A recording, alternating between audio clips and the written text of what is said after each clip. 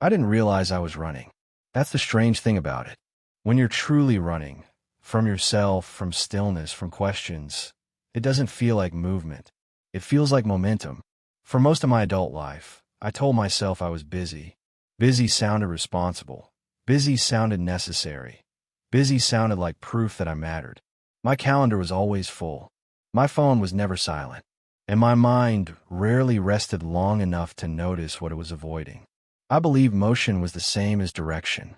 As long as I kept moving, I didn't have to ask where I was going. People admire my energy. You're always doing something, they said. I smiled when they said that, because it was true, and because it kept them from asking deeper questions. The truth was simpler and harder to admit. I didn't know how to be still. Stillness felt dangerous. In stillness, thoughts surfaced. Unfinished ones. Uncomfortable ones. Questions without immediate answers. So I filled the silence. With work, with noise, with plans. Anything that made stopping feel unnecessary. The day everything changed didn't look important. There was no crisis. No dramatic loss. Just exhaustion that sleep no longer fixed. I woke up tired. Not physically. Existentially. The kind of tiredness that comes from carrying a life you never set down long enough to examine. That morning, I sat at the edge of my bed longer than usual. My phone buzzed. Emails, messages, reminders. The familiar pull to re-enter motion.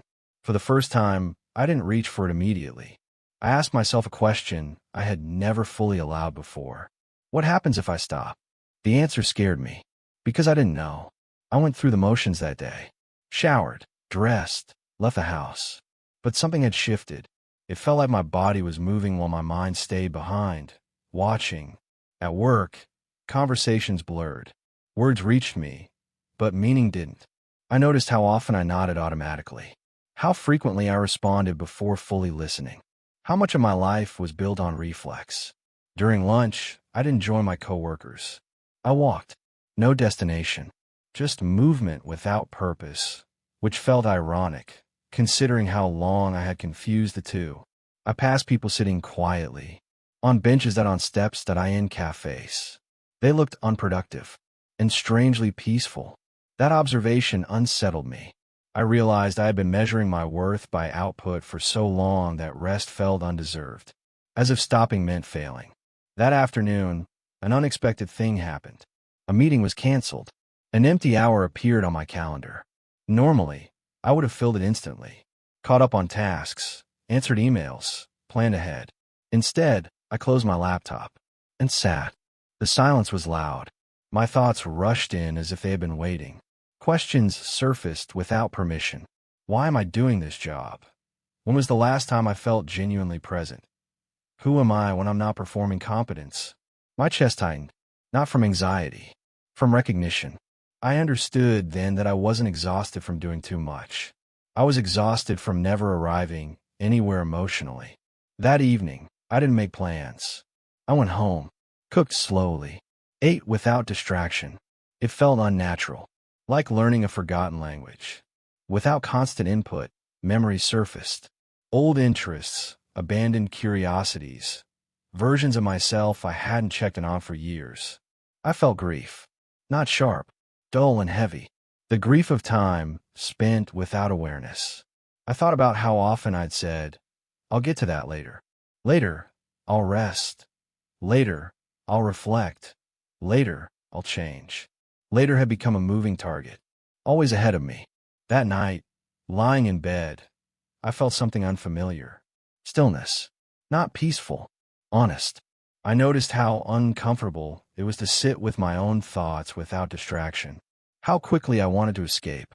To scroll.to plan.to think ahead. Anything but stay. And that's when it became clear. I wasn't afraid of slowing down. I was afraid of what slowing down would reveal. I realized I had been running not toward success, but away from uncertainty. Away from questions that didn't have productivity value. Away from feelings that couldn't be optimized. The next few days were strange. I continued working, living, but with awareness. I noticed the constant tension in my body, the urgency that had no clear source, the way my mind always leaned into the future, rarely resting in the present. One evening, a friend asked how I was doing. I opened my mouth to say busy, then stopped. I don't know, I said instead. The honesty surprised us both. That response lingered, because it was the first unpolished answer I had given in a long time. I started experimenting with stillness. Small moments. 5 minutes without my phone, a walk without music, sitting without an agenda. Each moment felt like resistance training for my mind. I learned something quickly. Stillness doesn't calm you immediately. First, it exposes you. It showed me how much of my identity was built around usefulness. How uncomfortable I felt when I wasn't producing something. How deeply I equated value with motion. I began to understand that my life wasn't out of control. It was unexamined. And there's a difference. One night, as I sat alone, the thought arrived fully formed. If I keep running, I will never know who I am without momentum. That truth landed heavily, because I knew it was real. Stopping didn't feel like rest. It felt like confrontation. With myself. With choices I had made unconsciously. With years lived efficiently, but shallowly. And for the first time, I allowed the discomfort to stay. I didn't fix it. I didn't explain it away. I stayed. That was the moment my life truly slowed down. Not on the outside. On the inside. I didn't know yet what this pause would demand of me. What would change? What would cost? I only knew this. Running had kept me functional. But stillness was about to make me honest. At first, slowing down felt like a temporary experiment. Something I could try and abandon if it became too uncomfortable. That illusion didn't last long. Stillness has a way of asking for more than you intend to give. Once you stop running, it doesn't just let you rest. It asks you to look. The days after my first deliberate pause felt disorienting. Nothing in my external life had changed. I still went to work, still answered messages, still fulfilled responsibilities. But internally, something was loosening. And with that looseness came fear. I began to notice how much of my identity depended on being needed. How often I felt valuable only when someone required something from me. A solution, a response, a presence that filled space efficiently. Without that, I felt undefined. One evening, I declined an invitation. Not because I was busy, because I was tired in a way that didn't improve with distraction. The response came quickly. No worries, next time. A simple message. But my chest tightened. Because next time was where I usually hid. I sat with the discomfort. Did declining make me unreliable? Less interesting? Easier to forget? Those thoughts surprised me. They revealed a belief I hadn't questioned. If I am not constantly available, I will be replaced. Stillness stripped away my usual reassurances. There were no immediate results to point to. No productivity to measure. No external validation to collect. Just time. And time asked uncomfortable questions. I began to feel restless. Not bored. Exposed. Without motion, old emotions resurfaced. Grief I hadn't processed. Anger I had intellectualized. Desires I had postponed indefinitely. They didn't arrive gently. They arrived all at once. One night, I felt overwhelmed by a sadness I couldn't name. Nothing was wrong, which made it worse, because it meant the sadness had been there all along, simply buried under activity. I realized then, busyness hadn't solved anything. It had delayed everything. At work, the change became noticeable. Not to others, to me. Tasks I used to complete automatically now felt heavier. Not because they were harder, because they no longer distracted me from myself. I noticed how often I reached for work to regulate my emotions.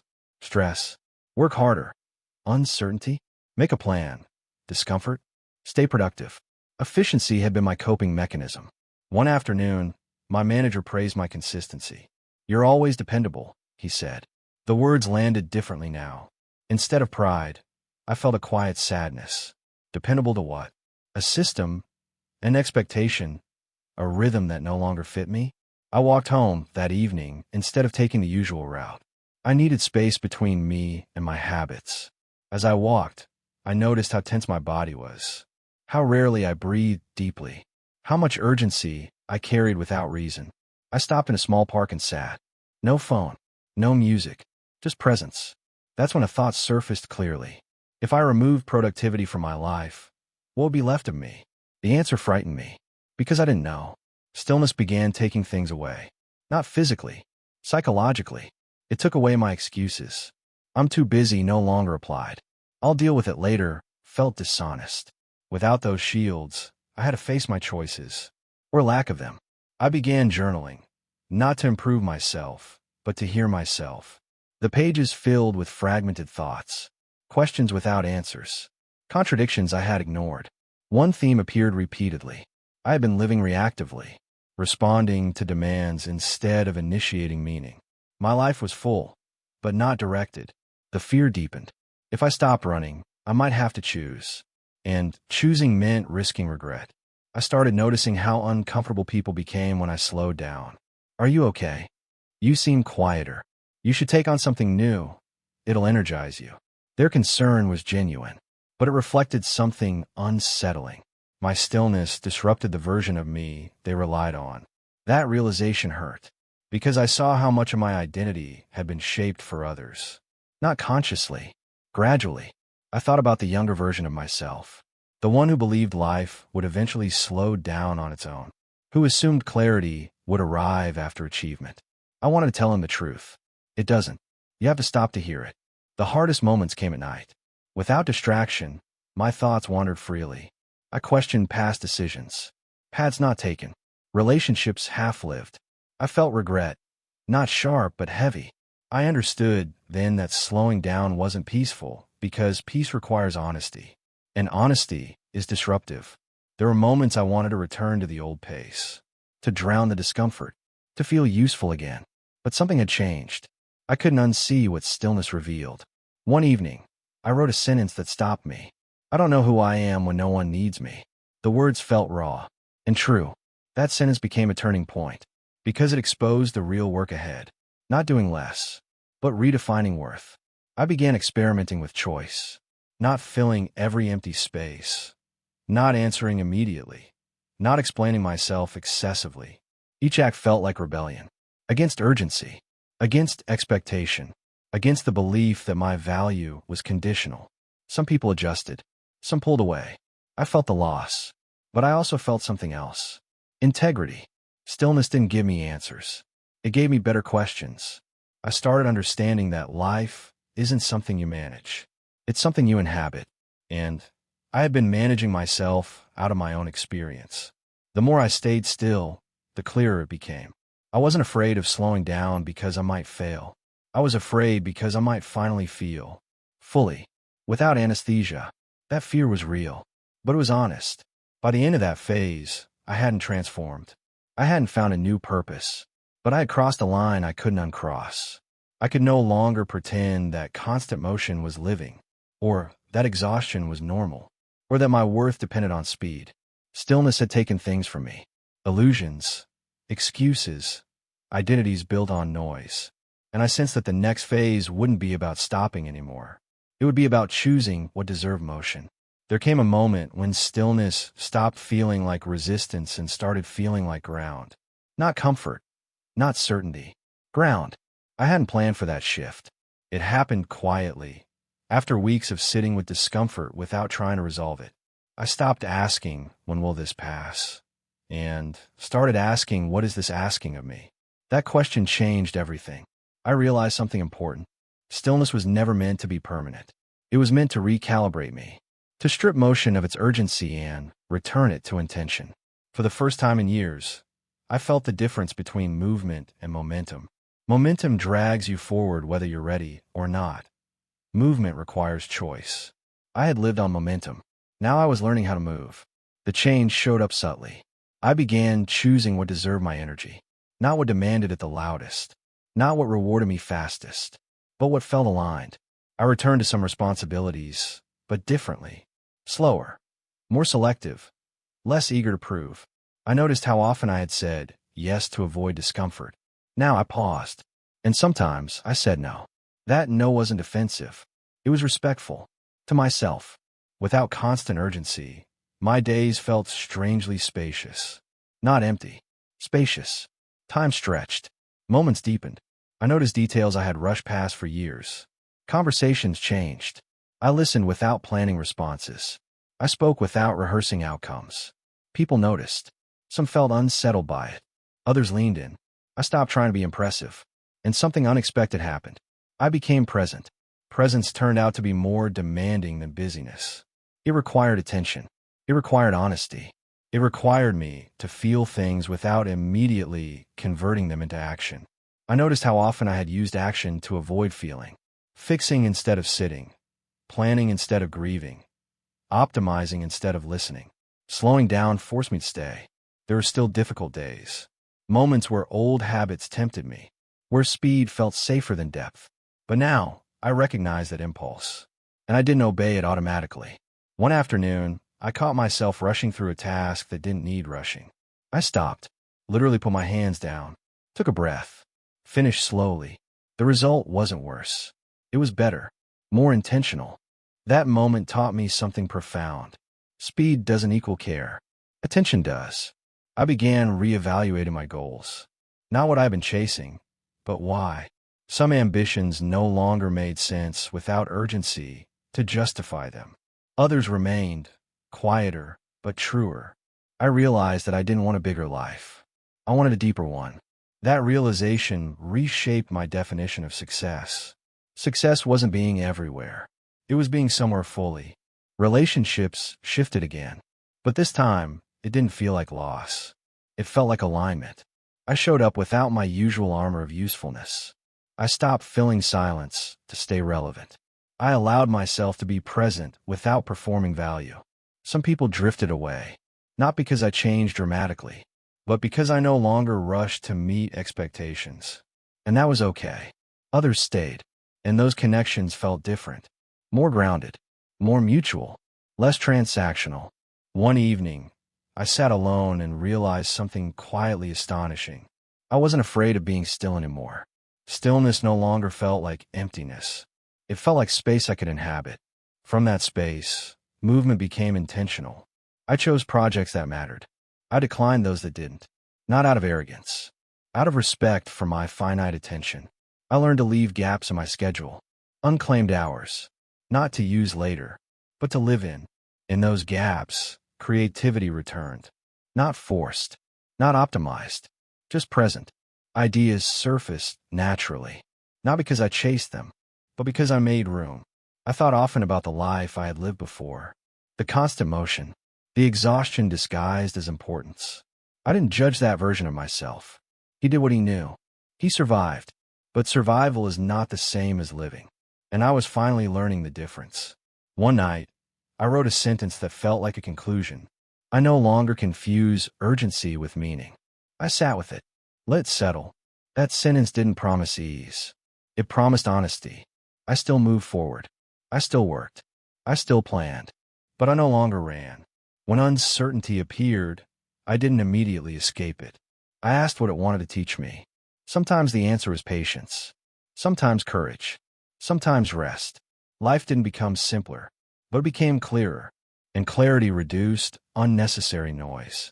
I stopped measuring days by how much I accomplished. I started measuring them by how present I was, how deeply I listened, how honestly I responded. There were days I did very little and felt full. There were days I did a lot and still felt grounded. The difference was not volume. It was intention. I realized something essential. A meaningful life is not built by filling time. It's built by honoring it. Looking back, I see that running had never been about ambition. It had been about avoidance. And stopping had never been about laziness. It had been about courage. Courage to sit with unanswered questions. Courage to feel without fixing. Courage to choose depth over speed. Now, when I move, I know why. When I stop, I allow it. I no longer fear stillness. I trust it. Because stillness didn't take my life away. It gave it back to me. I move now, not because I'm afraid of stopping, but because I know when to start.